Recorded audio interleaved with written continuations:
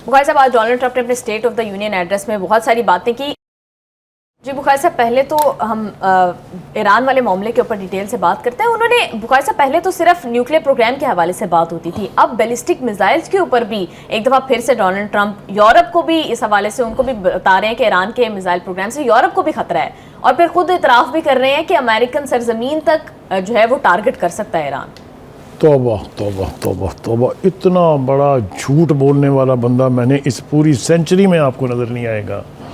ये state of the union address ऐसा होता है जब आप अपने आवाम को ये बताते हैं कि हकीकी सूरत हाल कहाँ है, मुल्क कहाँ खड़ा है, हमारी पॉलिसियों का क्या रिस्पॉन्स है, हम क्या कर रहे हैं क्या नहीं कर रहे हैं। इसमें उन्होंने उस नस्ल के झूठ बोले हैं कि अगर कोई नोबेल पीस प्राइज़ होता झूठ बोलने का तो I think he deserves it, बिल्कुल उसको मिलना चाहिए। अब उनके झूठ का ज़रा थोड़ा सा तिया पांचा करते हैं बिल्कुल हक़ाइक़ के ऊपर जो ग्राउंड सिचुएशंस है। सबसे पहले तो उन्होंने ये झूठ बोला कि वो तरजीह दे रहे हैं सफारतकारी को। सफारतकारी इज़ वन ऑप्शन, लेकिन वो जितनी धमकियां दे रहे हैं ईरान को जंग की, उसका तस्करा मसूफ ने कहीं नहीं फरमाया। हाँ जी। तरजीह होगी, उनकी तरजीह तो तब भी थी जब इसराइल और ईरान बैठ के मुज़ाकरात कर रहे थे और आपने आंख मार के नेतन्याहू अपनी नाजायज़ औलाद को कहा कि हमला कर दो। और ये जो 8 जंगें रुकवाने का झूठ बोल रहे हैं, इसका भी तिया पांचा करना ज़रूरी है। ये कहते हैं मैंने 8 जंगें रुकवाई हैं, मैं दावे के साथ कहता हूँ ये 8 की 8 शुरू इन्होंने कराई हैं। अमेरिकन एडमिनिस्ट्रेशन हर जंग के पीछे मिलेगी आपको, मैं वसूख से कह रहा हूँ ये। अब इनके 2 झूठ जो हैं जो इस दौर के, उनको थोड़ा सा तज्जिया कर लेते हैं। आप मुझे बताइए, गजा की जंग इन्होंने रुकवाई है? लख दी इतने बड़ा झूठ बोलने के ऊपर आपने हर किस्म की इमदाद उसको फराहम की, आपने वो असला उसको दिया इसराइल को जो आपसे पहले के सदर ने बैन किया हुआ था, जिसमें हैवी किस्म के बम जो है जो तबाही फैलाते हैं। आपने सुना नहीं कि ऐसे ऐसे बम इस्तेमाल हुए हैं जो इंसान के जिस्म को खाक में बदल देते हैं। यार इनका चेहरा क्या है, किस डिटेल से झूठ बोलते हैं ये। एक बात। दूसरी बात यह है कि आप कहते हैं कि आपने ईरान और इसराइल की जंग खत्म कराई। वो खुदा के वास्ते मिस्टर ट्रंप है वाट, आपने तो वो शुरू करवाई, न सिर्फ शुरू कराई, आप उसमें शामिल हो गए। F-35 बॉम्बर्स लेके आप जो ईरान की न्यूक्लियर इंस्टॉलेशन पर चढ़ दौड़े थे, वो उस जंग के दौरान ही था ना। तो कहने का मतलब ये है कि इनको कुछ थोड़ा ख्याल चाहिए। अपने उहदे शोदे का तो ख्याल इनको खैर क्या ख्याल आएगा, लेकिन इतना बड़ा झूठ बोलते हैं। वो क्या समझते सारी दुनिया बेवकूफ़ है, सारी दुनिया की आंखें बंद है, वो कुछ नहीं देख रहे, जो मुंह में आता है कह जा रहे हैं। चलिए जनाब, एक नया पैंतरा बदला है उन्होंने। उनका मैं अपने खतरात की बात कर रहा हूँ, कोई सीरियसली ले ही नहीं रहा है, लिहाजा उसने यूरोप को भी धमकी दे दी है कि भाई ये जो मिसाइल बना रहा है ईरान, ये आपके तक पहुंचने वाले हैं, और चूंकि मेरे अड्डे भी हैं वहाँ, और ईरान कह चुका है कि मैं उन तमाम अड्डों को निशाना बनाऊंगा, इसलिए आप भी तैयारी करें। यानी ये उनको प्रोवोक करके अपने साथ मिलाने की एक घटिया कोशिश और घटिया साजिश है। आगे चलिए जनाब। अब वो ये कह रहे हैं कि जनाब बहुत जल्द ये ईरानी मिसाइल जो हैं ये अमेरिका भी पहुंचेंगे। कहा है ना उन्होंने? हाँ जी, बिल्कुल कहा है। तो कहने का मतलब ये है, क्या आप इतनी बड़ी तबाही को जो आप खुद बयान फरमा रहे हैं, प्रोवोक कर रहे हैं कि ऐसा हो? बैठिए ना ईरान के साथ, बैठ के बातचीत के जरिए हल करने इस मसले को। वो क्या कह रहा है? वो तो उसने कभी कहा कि हम इसराइल के ऊपर पहल करेंगे हमला करने की? उन्होंने हमेशा ये मेंटेन किया कि अगर इसराइल ने हम पर हमला किया, हम इसे सरजमीन पूरे जो कुर्रा अर्ज से मिटा देंगे। भाई ये तो मेरा राइट है। आप कहते हैं कि आप मुझ पर जो मर्जी हमला करें, जब मर्जी चढ़ दौड़ें, मेरे पास ये हक नहीं है अपने आप को दिफा करने का। ये कौन सी लॉजिक है? ये किस दुनिया का असूल है? मेरी समझ से बिल्कुल बाहर है। आगे आइए जनाब। उनका ख्याल ये है, ट्रंप को ये गलत फहमी है कि बहरी और फ़ज़ाई इतनी क़ुव्वत लेकर वो जिस मर्जी मुल्क पे चढ़ दौड़े, को पूछने वाले नहीं है उनको। How can you infringe, how can you interfere into the सालमियत और अमन, और जो मर्जी कह लें आप, किसी मुल्क की सालमियत हो, उसके डिफेंस का राइट हो, उसके ऊपर आप चढ़ दौड़े बिला वजह। भाई मुझे ये बताएं, ईरानियों ने अमेरिकनों को क्या कहा है? उन्होंने तो अमेरिका के ऊपर हमला नहीं किया ना। आप अपनी उस नजायज़ औलाद के डिफेंस में आते हैं, हर किस्म का असला फराहम करके, हर किस्म की दुनिया जहान के खौफनाक बम उन्हें मुहैया करके, और आप समझते हैं आप दुनिया में पीस लेके आ रहे हैं। ये मेरे ख्याल से ये अब बहुत जल्दी जो है वो एक्सपोज हो जाएंगे। मैं उनको याद दिलाना चाहता हूँ कि ईरान ना तो इराक है और ना ही अफगानिस्तान है जी, जहां आपकी तशरीफ आवरी के ऊपर कोई मज़ाहमत नहीं होगी। Iran is Iran and has a history. Persian empire की हिस्ट्री में बार बार याद दिलाना चाहता हूँ। पर्शियन एम्पायर की एक जो खूबसूरत बात है वो ये कि दे नेवर सरेंडर। ये एस्टेब्लिश्ड बात है, ये झूठा दावा नहीं है। जी। ठीक है, तो इस दफा आपको डिफरेंट एक्सपीरियंस होने जा रहा है। This is not going to be Iraq और अफगानिस्तान एज आई सेड। बिल्कुल। दूसरी चीज, मुझे डर है कि कहीं मिस्टर ट्रंप की अफवाज का ये वाटरलू ना बन जाए ईरान। वाटरलू समझ ना आप आगे, जब सबकी तबाही पर मुंतज होती है चीज़। मिस्टर ट्रंप, आपने क्यों 3 बड़ी जंगों से सबक नहीं सीखा? मैं आपको वियतनाम याद दिलाऊं, मैं आपको इराक याद दिलाऊं, मैं आपको अफगानिस्तान याद दिलाऊं, आप वहाँ से किस तरह भागे हैं ये सबको पता है। आप पहले तो अपना चेहरा ज़रा दिखाएं ना अपनी आवाम को कि इतनी जानों की हलाकतों के बाद, इतनी इन्वेस्टमेंट के बाद जो बिलियंस में है, आपने पाया क्या? जूतियाँ खा के आप निकले इराक से, जूतियाँ खा के आप निकले वियतनाम से, जूतियाँ खा के आप निकले अफगानिस्तान से, सब कुछ छोड़ के। वो फिर मैं चड्डियों की और उनकी बात करता हूँ तो आप मुस्कुराने लग जाती है, which is a fact, historical fact है। आप देखिए, इसकी तस्वीरें मौजूद हैं। दूसरी बात, ये मैं बताने जा रहा हूँ कि अगर ट्रंप ने अपने पागलपन पे में ईरान पर हमला कर दिया तो उसके नताइज जो हैं वो अमरीकी अवाम की नस्लों को निसाब में पढ़ाए जाएंगे। ये मैं आपको बिला वजह नहीं कह रहा जी। इसलिए कि जब द क्वेश्चन इज डू और die, if you don't give me an option तो मैं क्या करूंगा? बिल्कुल, ईरान तो मुकम्मल तौर पर तैयार बैठा है इस तरह की किसी भी हरकत के उसके लिए। बाद आपने फिर एक थर्ड क्लास झूठ बोला कि ईरान के हालिया मुजाहरों में 32,000 अफराद जो मर जाए। 32,000 जनाजे छुपाना आसान काम नहीं है। ठीक है, आपने इंतहाई ढिठाई से उन मुजाहरों के दौरान उन मुजाहिरीन से कहा कि आप रियासती अदारों पर कब्जा कर लें, हाँ जी। दीनी इमारतों को आग लगा दें, मस्जिदों को जला दें। Do you think Iranian people will do it? No, they will never do it. जी, ठीक है। मुखर साहब, अब दोबारा से इसका जिक्र किया जाना और फिर इतनी बड़ी तादाद में जो है, आपने जैसे बताया कि नंबर बहुत ज्यादा इंक्रीज किया उन्होंने, और ईरानी हुकाम भी ये बात कर रहे हैं। नॉट ओनली दैट, और नॉट ओनली दैट, एक अमेरिका का प्रेसिडेंट मुंह से बोल रहा है कि मैं मदद लेके आ रहा हूं, लगे रहो मुन्ना भाई कहने वाले आप हैं कौन? वो किसी मुल्क के अंदरूनी मामलात में मुदाखलत करने वाले और इमदाद लेके आने वाले आप हैं कौन? आपको ये हक दिया किसने है? किस मैंडेट पर ये आप इतना अतरा रहे हैं? सिर्फ इसलिए कि आप बहुत बड़ी कुव्वत हैं। बहुत बड़ी कुव्वत, अब आप अकेले नहीं हैं। You are not a uni power world, it's going to be a multi power world. याद रखें, यहाँ चाइना और रशिया जैसे लोग यानी मुल्क मौजूद हैं। Having said that, this year आपने क्या किया? आपने वहाँ अपने एजेंट भेजे, आपने वहाँ नेतन्याहू की मुसाद के एजेंट भेजे। अगले ही दिन जब काबू पा लिया ईरान ने की हुकूमत ने उनके ऊपर, तो जिस तादाद में ईरानी कौम ने बाहर निकल के आपकी पॉलिसियों और आपके मुंह पर, वो हिस्ट्री का हिस्सा है। वीडियोस मौजूद हैं, पूरी दुनिया ने खुली आंखों से देखा है उसको। आगे चलते हैं जनाब।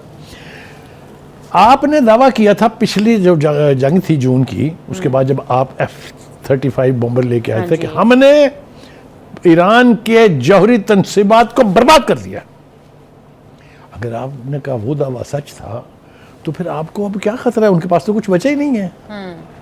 या आप तब झूठ बोल रहे थे और या आप अब झूठ बोल रहे हैं। झूठ आप बहरहाल बोल रहे हैं।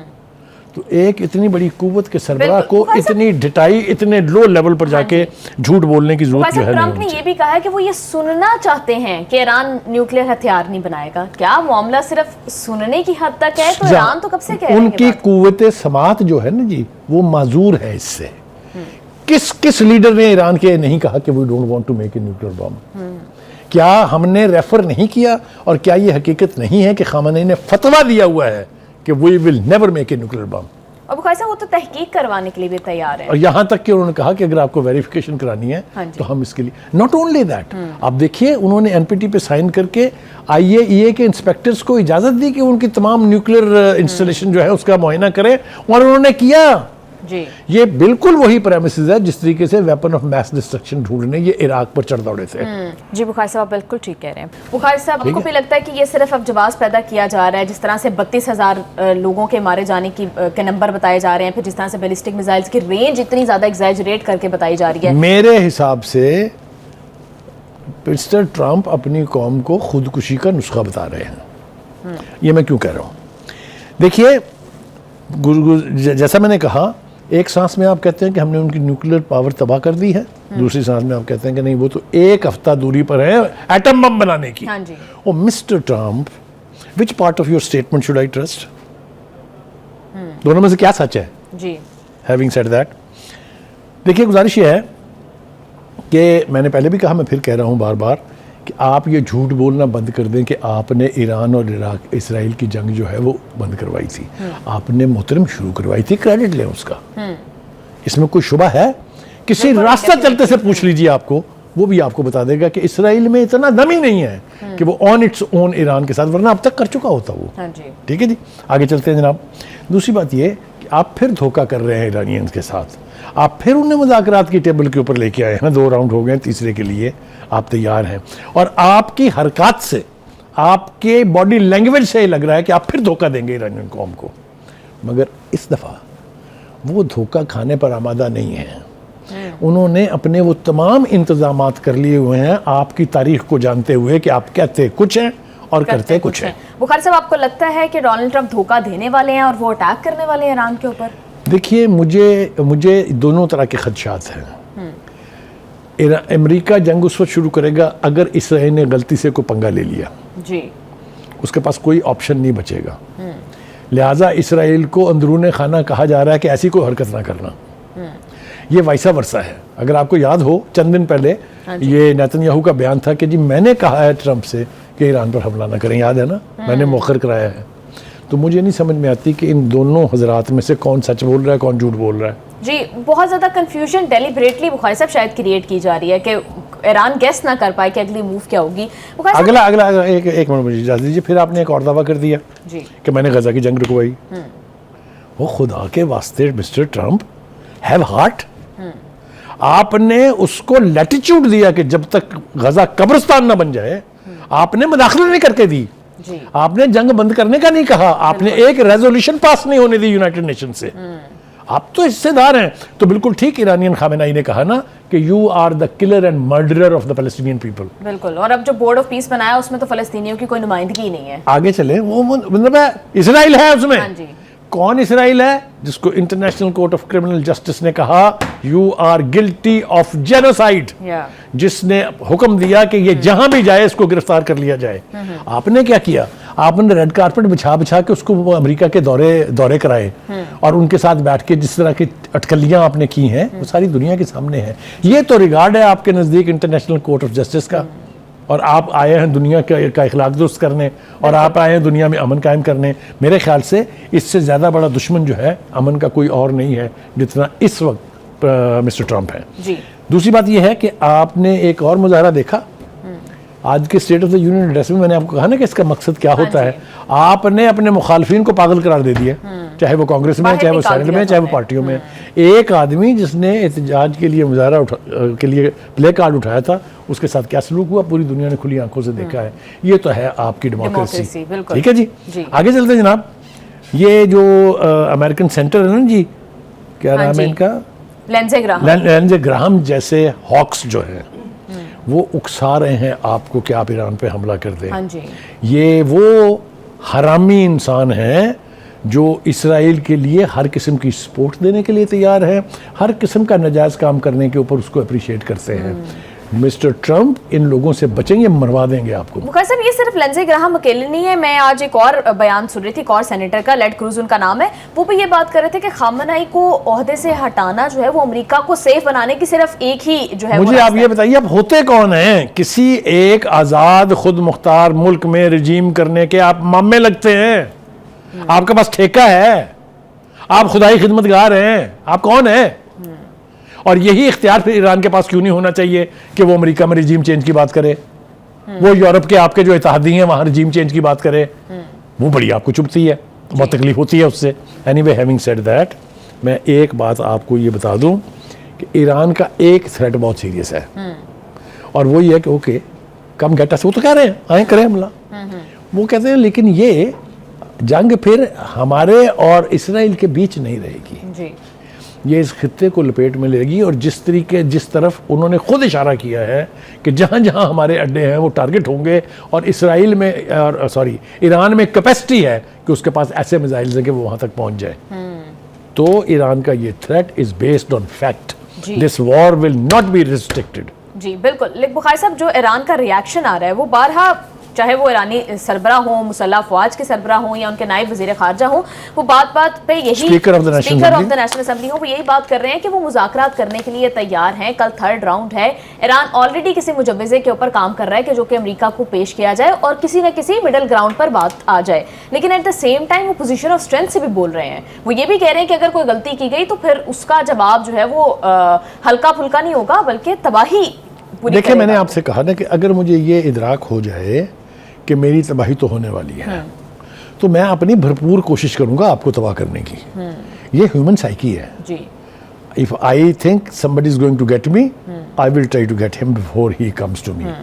ये लॉजिक आप अप्लाई करें मुल्कों के दरमियान भी, ये आप लॉजिक अप्लाई करें मुआशरों के दरमियान भी। अगर कोई मुझे एलिमिनेट करना चाहेगा तो मेरे पास राइट है कि मैं डिफेंड भी करूं अपने आप को और उसको बर्बाद करने का राइट भी मेरे पास है। मैं आपको फिर एक मिसाल दूं। देखिए, Vietnam, a tiny country in forest Asia, without arms, no air force, no guns, guerrilla war से उन्होंने बैंड बजा दी अमेरिकनों की कि 18 साल तक ये अपने जख्म चाटते रहे हैं।